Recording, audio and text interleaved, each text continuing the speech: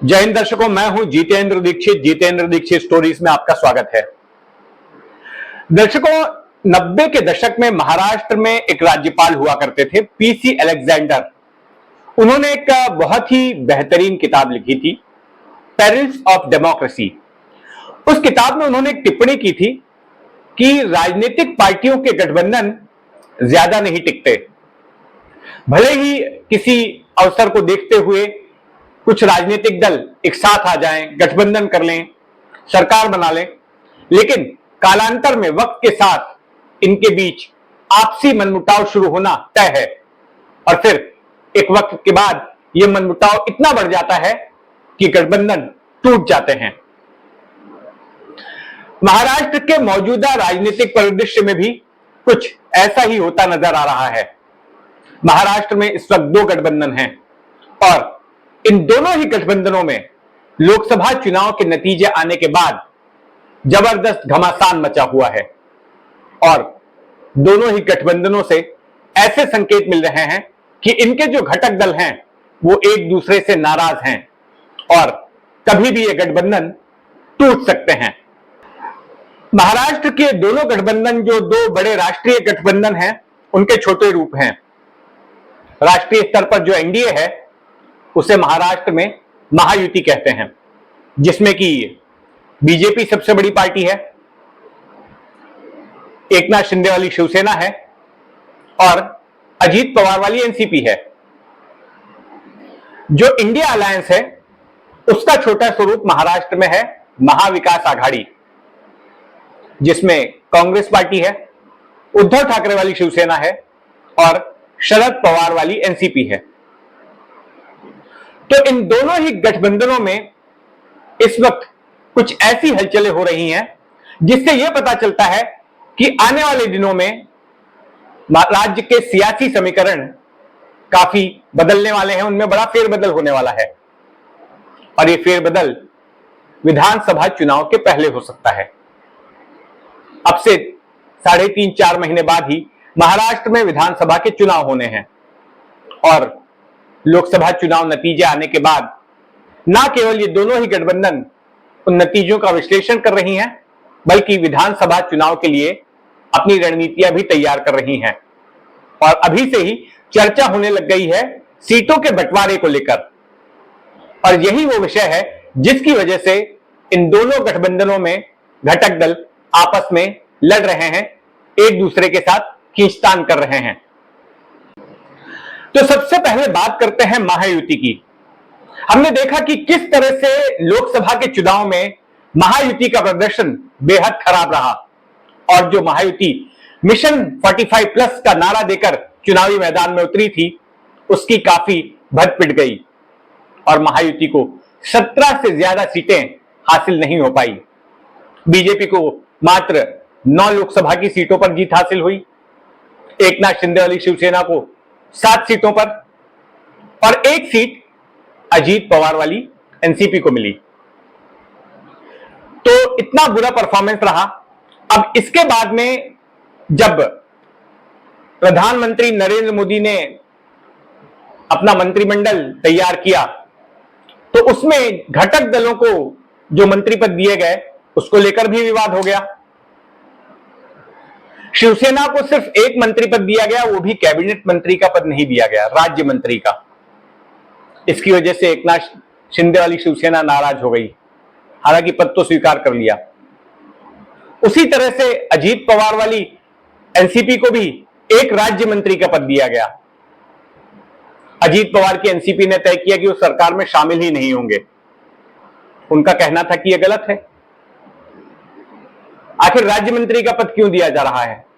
उनको जब कहा गया था कि एक मंत्री पद मिलेगा तो प्रफुल्ल पटेल का नाम तय कर लिया था और प्रफुल्ल पटेल इसके पहले जब यूपीए की सरकार थी तो कैबिनेट मंत्री हुआ करते थे, सिविल एविएशन मिनिस्टर थे। तो एक तरह से उनका डिमोशन होगा अगर उनको राज्य मंत्री बना दिया जाएगा। तो वो भी नाराज हो गए। अब इस नाराजगी के बाद दूसरा विवाद का विषय है सीटों का बंटवारा।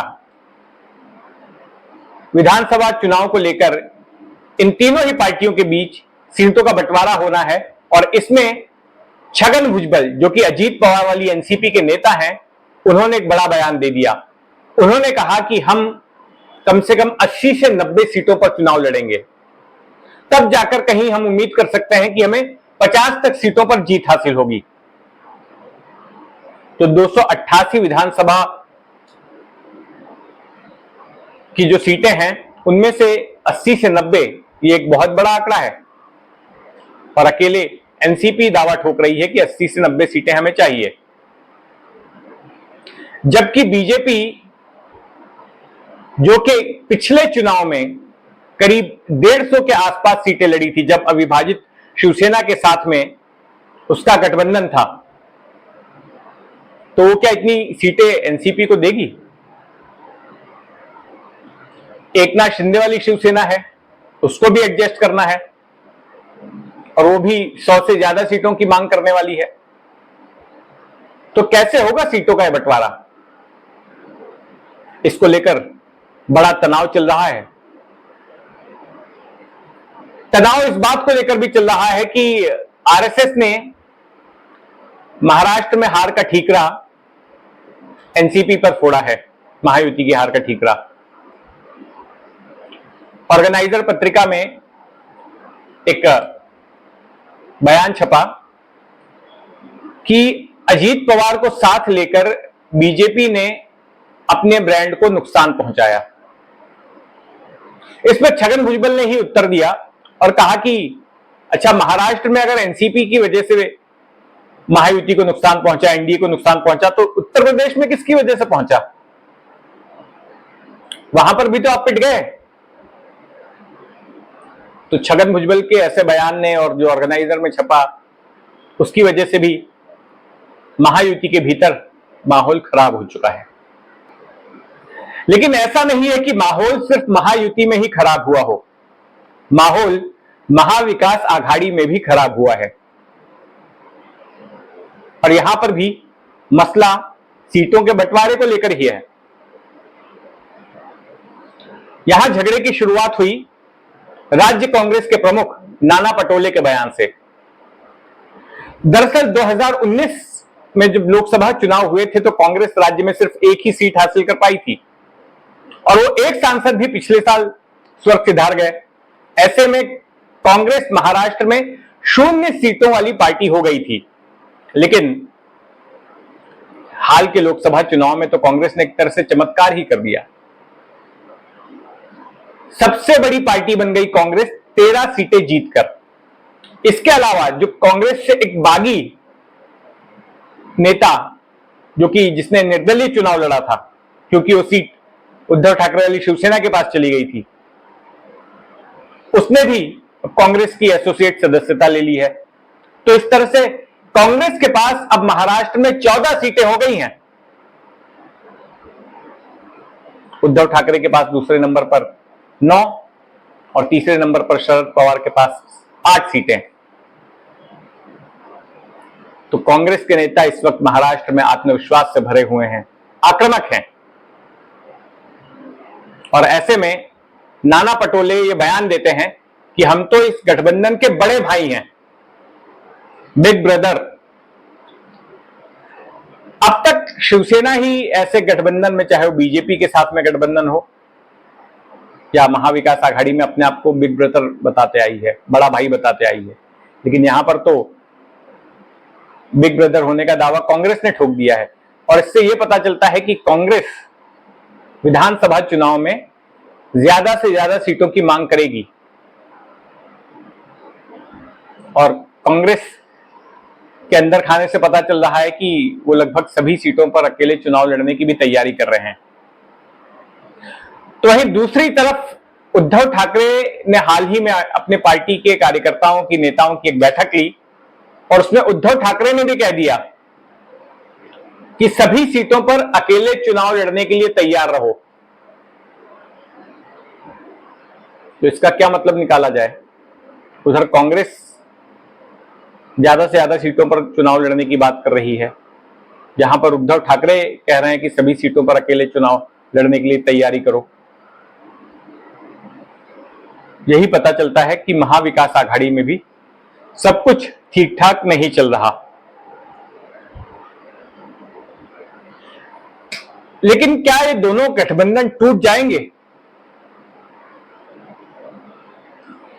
होगा ये जिसकी उम्मीद जताई जा रही है। जहां तक महायुति का सवाल है तो वहां पर अगर बात ज्यादा बिगड़ती है तो केंद्रीय नेता बीच बचाव के लिए आ जाएंगे, मान मनोबल के लिए।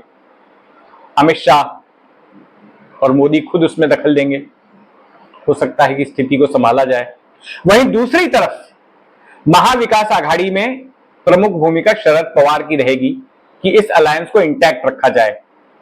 अब तक शरद पवार की वजह से ही महाविकास आघाड़ी में अगर झगड़े लड़ाई होती थी तो वही संभाल लेते थे और महाविकास आघाड़ी को उन्होंने बनाए रखा था। हाल ही में शरद पवार का एक बयान भी चर्चा का विषय है, जिसमें उन्होंने कहा है कि अगले 6 महीने में वो महाराष्ट्र की सत्ता बदल देंगे, यही उनका टारगेट है। और इसके लिए उन्होंने अभी से काम करना भी शुरू कर दिया है। महाराष्ट्र के जितने भी सूखा पीड़ित इलाके हैं उसका उन्होंने दौरा करना शुरू कर दिया है। और अगर कांग्रेस और उद्धव ठाकरे की शिवसेना में ज्यादा झगड़ा बढ़ता है तो ऐसे में पवार की भूमिका अहम हो जाएगी, उन दोनों को समझाने बुझाने में और साथ रखने में। जो भी हो, अगले चंद महीने महाराष्ट्र की राजनीति में बड़े दिलचस्प होने वाले हैं। काफी आतिशबाजी होगी और वो आतिशबाजी अपने इस चैनल के माध्यम से मैं आपको दिखाऊंगा। तो इसलिए जुड़े रहें इस चैनल के साथ, जितेंद्र दीक्षित स्टोरीज और जितेंद्र दीक्षित क्रॉनिकल्स के साथ में। इस वीडियो पर आपकी क्या राय है कमेंट बॉक्स में जरूर लिखें। आपके विचारों का इंतजार रहेगा। और अगर आपने अब तक इस चैनल को सब्सक्राइब नहीं किया है तो सब्सक्राइब कर लें। जय हिंद।